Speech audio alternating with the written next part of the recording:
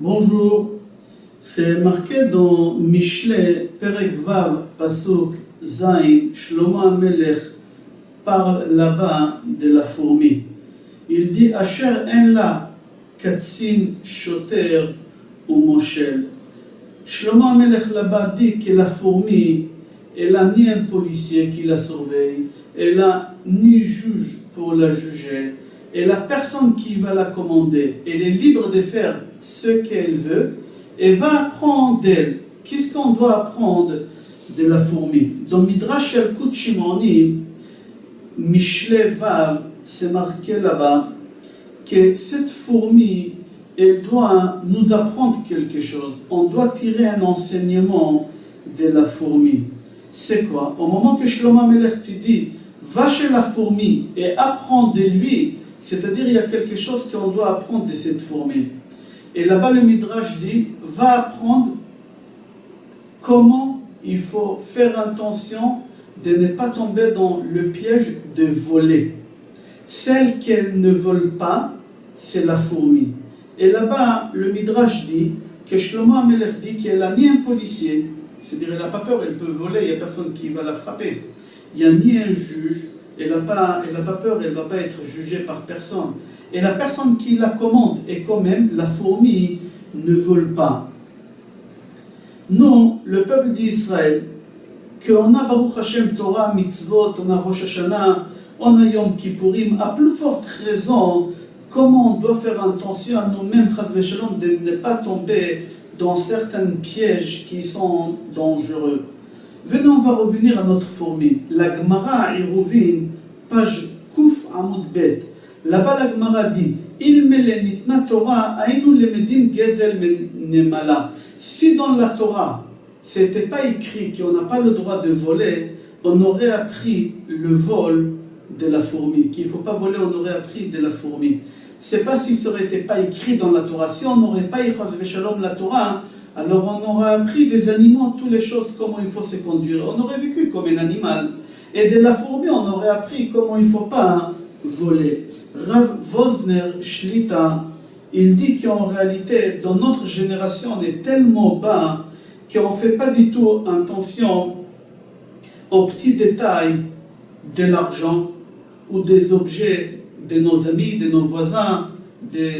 On ne fait pas attention et on peut tomber plusieurs fois dans la journée sans nous rendre compte dans le gazelle. Un exemple. Ton frère, il a une gomme, c'est à lui. Et tu es sûr et certain que ton frère, il ne dira pas non. Et tu l'utilises sans permission, ça s'appelle du vol d'après la halakha. Tant que tu n'as pas demandé l'autorisation, même que tu sais qu'il ne dira rien ou qu'il dira oui, c'est considéré comme vol. Comme ça, Rav Wosner Shlita dit. Il dit, c'est pour ça qu'on a beaucoup des épreuves, plus que les années précédentes. Pourquoi? Parce qu'on ne fait pas attention au gezel. Comme c'est marqué dans le Midrash, Bachet, Bechet Dor HaMabul, Vatimale Haaretz Hamas, dans l'erreur, le péché, les mauvaises choses qu'ils ont fait la génération de Maboul, c'est à cause de Hamas, à cause du vol. Qu'un il volait l'autre, un il prenait l'autre. Chachamim, ils ont dit, Se'am le'a avonot, mimekatreg berosha gezel. Il y a une caisse remplie de péchés. Qui est à la tête de tous ces péchés-là, si tu vas chercher? C'est le vol. Tu vas le trouver partout, c'est très très courant parce qu'on ne fait pas attention. Shlomo HaMelech pose la question, pourquoi, pardon, pas Shlomo HaMelech, Rav Wosner pose la question, pourquoi Shlomo HaMelech nous demande d'aller chez la fourmi pour apprendre de ne pas être feignant? Shlomo HaMelech là-bas, il nous dit aussi, va apprendre chez la fourmi, apprends à ne pas être feignant et apprends à ne pas voler. C'est les deux choses. Pourquoi les deux choses? C'est là, il nous demande d'aller chez la fourmi. Il fallait nous marquer, va chez la fourmi, voleur, et apprends d'elle de ne pas voler. Pourquoi il dit, feignant, va chez la fourmi pour apprendre qu'il ne faut pas voler? Il fallait dire, voleur, va chez la fourmi et apprends qu'il ne faut pas voler. Pourquoi le feignant? Pourquoi? Parce qu'aujourd'hui, on a du mal à gagner sa vie dans une façon honnête, cachère comme on dit. Avec toutes les méthodes qu'on a aujourd'hui, les phoning, et toutes ces choses qui ne sont pas cachères, il n'y a pas de bracha dans cet argent, on doit s'éloigner. Le Yetzer Hara, il est très très fort. On a du mal à gagner sa vie, alors on essaie de chercher de tous les côtés à arrondir, pas seulement à arrondir, à survivre et faire des choses qu'on n'a pas le droit de faire. Alors Shlomo HaMelech, il a parlé de notre époque, feignant, va apprendre de la fourmi comment il faut aller travailler et ne pas voler. Et là-bas le Midrash dit, va apprendre cette fourmi-là quand elle prend un grain de blé. Et elle marche, et elle a décidé de s'arrêter, elle pose ce grain de blé. Elle a décidé de s'arrêter, de se reposer. Il y a une fourmi qui elle va passer, elle voudra prendre ce grain de blé, et elle va sentir que ça appartient à quelqu'un, elle va le lâcher, elle va continuer. Et il y a 1000 fourmis qui vont passer, personne ne va la toucher, jusqu'à qu'elle va revenir récupérer sa fourmi. Va apprendre de la fourmi. Quelque chose qui ne lui appartient pas, personne ne la touche. D'ici, on voit que la fourmi, c'est un exemple vivant pour l'homme qui doit apprendre à ne pas voler. Elle n'a pas de policier, elle n'a pas de juge, elle n'a personne qui la commande, et elle fait attention de ne pas voler. Alors, c'est un exemple vivant pour nous, pour les êtres humains. Mais en réalité, si on va aller chercher en profondeur, on va voir qu'en réalité, que les choses ne sont pas aussi simples qu'on le croit, que ce n'est pas une voleuse. Est-ce qu'un jour vous avez vu une fourmi qui laboure la terre? Est-ce que vous avez vu un jour une fourmi qui plante des graines dans la terre? Est-ce que vous avez vu un jour une fourmi qui l'arrose? D'où elle a eu tous ces blés-là? D'où elle a eu tout ça? C'est à elle? Non, c'est pas à elle. Elle les a volés. Même la Gemara pose une question. Si on a trouvé une cachette de fourmis, et vous savez, le Zohar HaKadosh dit qu'un jour ils ont ouvert une cachette de fourmis, ils ont trouvé là-bas 300 kur chitim, à peu près 2 tonnes de blé. Vous savez c'est quoi ça? Ça peut faire vivre plusieurs personnes pendant quelques années. Plusieurs tonnes de blé. Et la fourmi, elle stocke, elle fait que travailler et elle stocke. Mais d'où elle a eu tout ça? La Gemara pose la question au moment qu'on a trouvé sa cachette. Le blé appartient à qui? Au pauvre. Peut-être elle est partie voler chez le pauvre, et lui il est parti récolter. Il y a Leket, Chikra et Péa. Il a récolté, peut-être il a volé de pauvre. Ou au propriétaire du terrain. De qui? C'est-à-dire quoi on apprend de cette Gemara? Que la plus grande voleuse qu'il y a au monde, c'est la fourmi. Vous avez vu une fourmi qu'elle arrose, qu'elle plante? Non, elle a volé. Elle a volé de chez qui? Ou chez le pauvre, ou chez le propriétaire du terrain. Elle a volé de chez quelqu'un. C'est pas elle n'a pas acheté, elle n'a pas travaillé pour les avoir. Alors la plus grande voleuse qu'il y a au monde, c'est la fourmi. Alors qu'est-ce que Shlomo HaMelech nous dit d'aller chez la fourmi pour apprendre? Qu'est-ce que Chachamim dans la Gemara disent? Si on n'aurait pas eu la Torah, on aurait appris qu'il ne faut pas voler de la fourmi. La plus grande voleuse, c'est qui? C'est la fourmi. Certes, quand il y a une fourmi qui passe, elle ne touche pas le blé qu'une autre fourmi elle a touché. C'est exactement la même méthode que les mafiaires. Dans la mafia, ils ont leurs règles à eux. Que quoi? Que quelque chose qui appartient à mon ami, je ne touche pas. Mais voler quelqu'un d'autre, un étranger, c'est une mitzvah pour eux de voler. Ils disent, il faut que je survis. J'ai le droit de voler. Il faut que je vis. Alors je prends mon droit. Mais aller voler mon ami, on a des règles chez nous, on n'a pas le droit. C'est exactement comme chez la fourmi. Pourquoi Shlomo HaMelech dit, va chez la fourmi et apprends de chez elle des choses. Qu'est-ce qu'on va apprendre chez cette voleuse?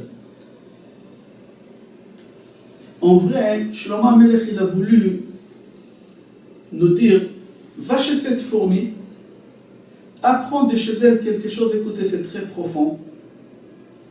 La fourmi, elle a la Torah. Non, elle n'a pas la Torah, elle n'a pas reçu la Torah, la fourmi. Et elle ne vole pas. C'est pas d'après la Torah qu'elle ne vole pas. C'est d'après sa logique à elle. Alors, Shlomo Amelech dit, va prendre quelqu'un qui n'a pas la Torah, comment il s'est conduit pour ne pas voler. Pour sa logique, je n'ai pas le droit de voler mon ami, mais voler les autres, j'ai le droit. Ça, c'est quelqu'un qui n'a pas la Torah. Nous, les Béné Israël, qui on a la Torah, on sait qu'on n'a pas le droit de voler personne. Pour aucune raison, on a le droit de voler. Il y a des gens qui croient qu'on a le droit de voler un goy. C'est faux et archi faux. Comme tu n'as pas le droit de voler un juif, tu n'as pas le droit de voler un goy. Il y a ta'out goy moutar, c'est autre chose. Je parle de ta'out goy. Mais voler un goy, c'est strictement interdit d'après tous les avis.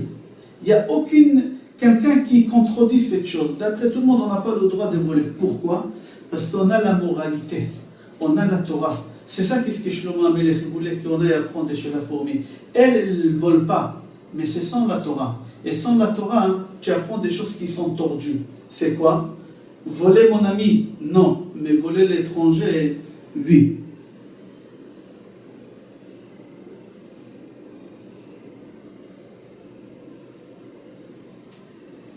On doit apprendre autre chose de la fourmi. Vous savez, une fourmi, elle consomme combien de grains de blé pendant sa vie? La fourmi, elle vit à peu près 6 mois, pas plus. Pendant 6 mois, combien elle consomme de grains de blé?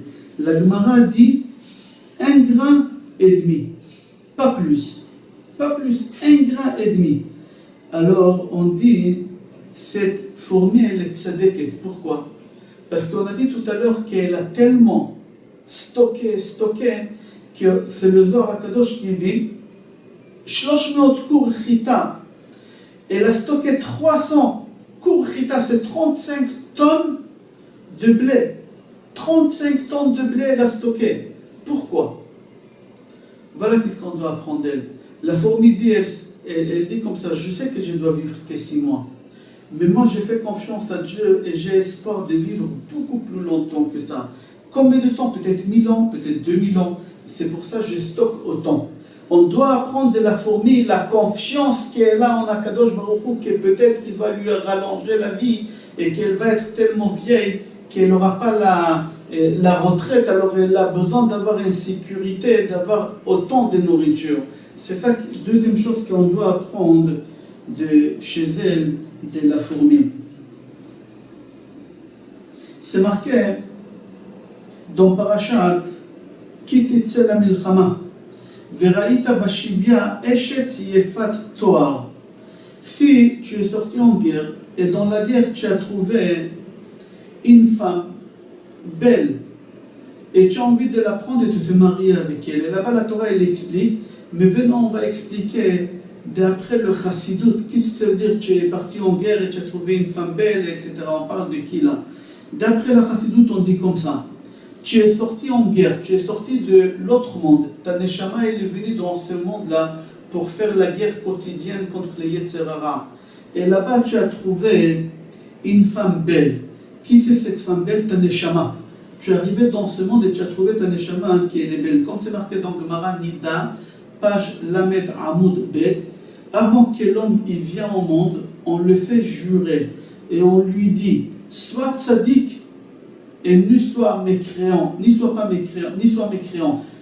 Tiyeh tzaddik ve'al tehiyeh rasha. Eve yodea she'akadosh baruch hu taor u'meshartav teorim ve'neshama shenatan becha teora hi. Im ata meshamra betahara mutav ve'im la vineni notla mimcha. Ta neshama, avant de descendre, qu'elle a fait plusieurs centaines de milliers de kilomètres, parce que d'ici jusqu'au premier ciel, il y a 500 ans d'espace. L'épaisseur, pour arriver au début du premier ciel, l'épaisseur du premier ciel, 500 ans d'espace, ça fait 1000 ans. Et après, entre l'espace du premier jusqu'au début du deuxième, encore 500, l'épaisseur du deuxième. Et après, jusqu'à qu'on arrive aux Srafim, aux Fanim, Chayot, c'est plusieurs centaines de milliers. Mais avant que ta neshama elle est descendue ici, on t'a dit là-bas quelque chose. Tiyeh tzadik ve'al tiyeh rasha. Tu as descendu des centaines de milliers d'années ici seulement pour une seule chose, que tu vis dans la vie de la justice, dans la vie de Kasher. On t'a donné une Neshama Kshera, Théora, rends-la Kshera et Théora. Et au moment que tu arrives ici, et tu as la guerre contre le Yetzer Hara, et pendant la guerre, tu as rencontré là-bas le Yetzer Hara, et tu aurais voulu faire partie de ce Yetzer Hara, la Torah, elle te dit, Velakarta lecha le Isha. Il faut faire attention que tu prends ta Neshama et tu la protèges comme tu protèges ta femme, pour que tu ne la salis pas, pour que tu la rends comme tu as promis au moment qu'on a fait descendre ta Neshama. Et là-bas, qu'est-ce qu'on t'a dit de faire dans Parashat Kitetse? Vegilcha et Rosha ve'asta et Tzipornea. Il faut qu'elle enlève ses cheveux et ses ongles. Les cheveux et les ongles, ils représentent les klipotes, les mauvaises choses qui sont autour de la Neshama. On appelle ça les chitzonim. Là-bas, c'est marqué aussi ve'esira et simlat shivya me'alea. C'est-à-dire quoi? De ta Neshama, tu dois enlever tous les habits qui ne sont pas cachés, que ce soit shatnez, que ce soit la nourriture, que ce soit toutes sortes d'habits, tu dois enlever de ta Neshama. Protéger ta Neshama.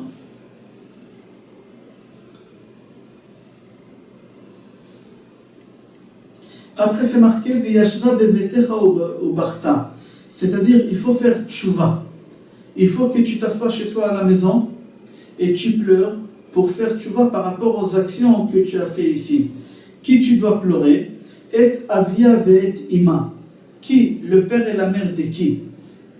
On dit comme ça, son père c'est le père de la Neshama, c'est Akadosh Baruch Hu. Ve'ima, sa maman c'est Knesset Israël. Combien de temps tu dois pleurer? Yerach Yamim, un mois. C'est quel mois que tu dois pleurer pour te préparer? C'est Chodesh Elul. C'est un préparatif pour le mois, pendant le mois d'Elul pour arriver à Rosh Hashanah et Yom Kippur. Et seulement après, c'est marqué dans la paracha, et seulement après que tu as préservé ta Neshama de tous les côtés, elle peut être ta femme. C'est-à-dire quoi ta femme? Elle peut être une partie intégrale de toi-même, qu'au moment que tu arriveras devant Akadosh Baruch Hu, le jour de Rosh Hashanah et le jour de Kippour, tu n'as pas à craindre de personne parce que ta Neshama, elle est pure et elle est propre. Je vous souhaite bracha ve'atzlacha, chatima tova, gmar tov, besorot tovot et kol tov.